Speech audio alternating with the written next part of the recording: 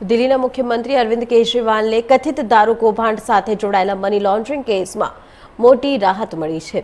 દિલ્હી કોર્ટે ગુરુવારે તેમને મની લોન્ડરિંગ સંબંધિત કેસમાં જામીન આપ્યા હતા। કોર્ટે 1 લાખના જામીન પર જામીન મંજૂર કર્યા છે।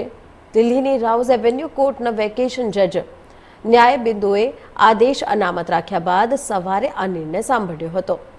તો ઈડીના વિશેષ વકીલ ઝેહિબ હુસૈને આદેશ પર સ્ટે મૂકવાની અપીલ કરી હતી, જેથી કરીને તપાસ એજન્સી કાનૂની ઉપાય કરી શકે, પરંતુ કોર્ટે આ પ્રતિબંધની માંગને ફગાવી દીધી હતી। કોર્ટના નિર્ણય બાદ કેજરીવાલ આજે તિહાડ જેલમાંથી બહાર આવી શકે છે। દિલ્હીના સીએમ અરવિંદ કેજરીવાલની 21 માર્ચે ઈડી દ્વારા ધરપકડ કરવામાં આવી હતી। મે મહિનામાં સુપ્રીમ કોર્ટે તેમની લોકસભા ચૂંટણીને ધ્યાનમાં રાખીને 1 જૂન સુધી વચગાળાના જામીન આપ્યા હતા। તેણે 2 જૂને તિહાડ જેલમાં આત્મસમર્પણ કર્યું હતું।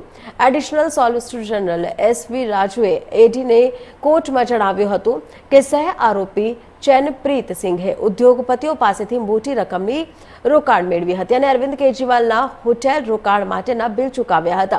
તેમણે કહ્યું કે ઈડી હાલમાં તપાસ કરી રહી છે અને કેન્દ્રીય તપાસ એજન્સી પાસે આ કેસમાં નક્કર પુરાવા છે। You can see the excitement around. We are very grateful to the courts. We have been saying all along कि ये मामला पूरा फर्जी है। पूरा का पूरा मामला भाजपा के कार्यालय में लिखा गया है। एक चवन्नी की रिकवरी 2 साल में नहीं हुई।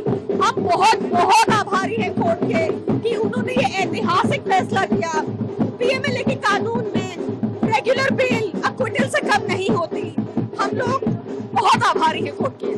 What you would like to say over the ED's statement in court today about the Arvind Kejriwalji and this liquor scam today? I am very grateful to the court कि उन्होंने ईडी की बात नहीं मानी और आज ही बेल ग्रांट कर दी।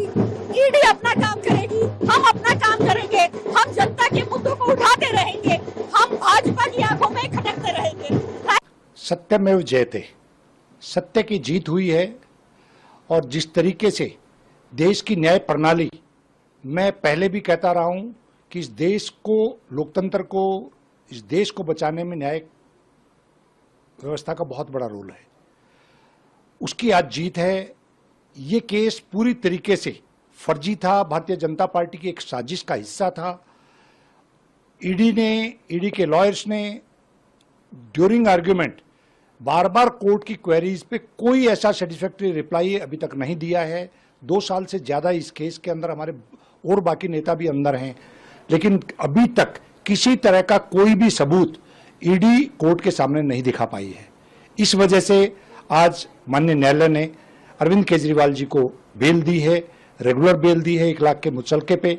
ये हम लोगों के लिए, देश के लिए, आम आदमी पार्टी के लिए बहुत बड़ी जीत है और सत्य की जीत है और अहंकार की कहीं ना कहीं हार हुई है। सर, इस फैसले का प्रभाव आप आने वाले समय में किस तरह देखते हैं? देखिए, कोई भी जब एजेंसी केस बनाती है तो उस केस के अंदर उनको सबूत इकट्ठा करना पड़ता है और सबूत दिखाना पड़ता है। इस केस के अंदर जब ईडी आर्ग्यूमेंट, मैंने बहुत सारी आर्ग्यूमेंट्स में मैं अटेंड किया है, मैंने हियरिंग सुप्रीम कोर्ट तक भी अटेंड की है। कहीं ना कहीं इन लोगों को अभी तक ये नहीं मालूम कि ये स्कैम किस तरह का है। कभी इसको 100 करोड़ का स्कैम बताते हैं। आपको ध्यान हो, पीछे सर्वोच्च न्यायालय के अंदर जब माननीय अरविंद केजरीवाल जी की हियरिंग चल रही थी तो उन्होंने 1100 करोड़ रुपए की बात कही थी। तो कहीं ना कहीं इन सब केसेस, इस केस के अंदर ये सारी चीजें ईडी किसी दबाव में काम कर रही है। ईडी के पास कोई सबूत हमारे किसी भी नेता के खिलाफ नहीं है और अरविंद केजरीवाल जी का ना एफआईआर में नाम था, ना इनके खिलाफ कोई सबूत था। खुद ईडी ने माना, ईडी के वकील ने माना कि हम लोगों के पास गवाह नहीं थे, इसलिए हम लोगों को अप्रूवर बनाने पड़े और उनको इंड्यूसमेंट देनी पड़ती है जब किसी को अप्रूवर बनाए। क्योंकि हमको सबको मालूम है जिस तरीके से उनकी बेल करवाई गई थी, उन बच्चों को, उन रईस जादव को इसलिए अरेस्ट किया गया होगा एक साजिश के तहत, ताकि अरविंद जी की पार्टी को और अरविंद जी की राजनीति को खत्म किया जाए। क्यों? क्योंकि अरविंद केजरीवाल जी एक आम जन के लिए काम करते हैं और अरविंद केजरीवाल जी अब एक विचार बन चुकी है, जो सोच बन चुकी है, और आम आदमी पार्टी को क्रश करने के लिए जो इनका षड्यंत्र था वो आज पूरी तरीके से फेल हुआ है। सर, केजरीवाल साहब मिली है, लेकिन जो ईडी का केस है उसे आने वाले समय में कैसा धक्का लग सकता है या क्या संभावनाएं आने वाले समय में बन रही है? देखिए, हम पहले दिन से एक बात कह रहे थे कि ये टोटल फर्जी केस है। इस केस का कोई आधार नहीं है। एक नए पैसे की रिकवरी आज तक ईडी नहीं बता पाई है और ना किसी तरह का कोई सबूत को आपस में लिंक जोड़ पाई है। कभी कहते हैं कि सीएम साहब वहां पर होटल में रुके, उसका बिल उसने दिया। जहां तक लिकर पॉलिसी की बात है, उसके अंदर किसी तरह का कोई स्कैम नहीं है और ये पूरी तरीके से फर्जी केस है।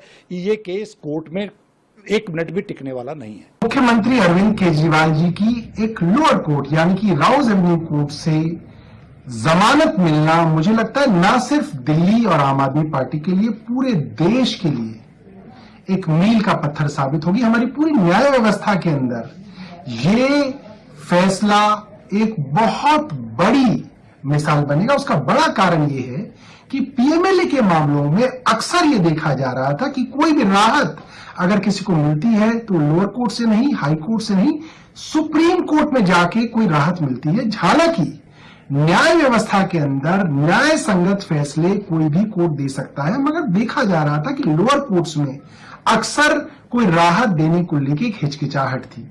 ऐसे में जज न्याय बिंदु जी द्वारा इस तरीके की बड़े फैसले में राहत देना, मुझे ऐसा लगता है सभी जगह लोअर जुडिशरी के अंदर एक रोशनी का काम करेगी। दूसरी बात, जब इस मामले में बहस करी जा रही थी और केंद्र सरकार के एसजी राजू साहब ने यह कहा कि जब हमारे पास किसी मामले में सबूत नहीं होते तो हमें सरकारी गवाह यानी कि अप्रूवर बनाने पड़ते हैं और अप्रूवर से अगर गवाही दिलवानी है तो हमें उसको इंड्यूसमेंट यानी कि लालच देना पड़ता है।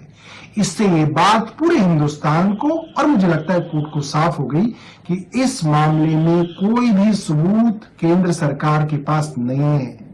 इसीलिए बड़े बड़े बिजनेसमैन के बच्चों को जेल में डाला गया, उनको परेशान किया गया, उन पर दबाव डाला गया और फिर लालच दिया गया कि अगर आप अरविंद केजरीवाल और आम आदमी पार्टी के खिलाफ गवाही देंगे तो आपको सरकारी गवाह बना लिया जाएगा और आपके ऊपर कोई कार्रवाई नहीं होगी।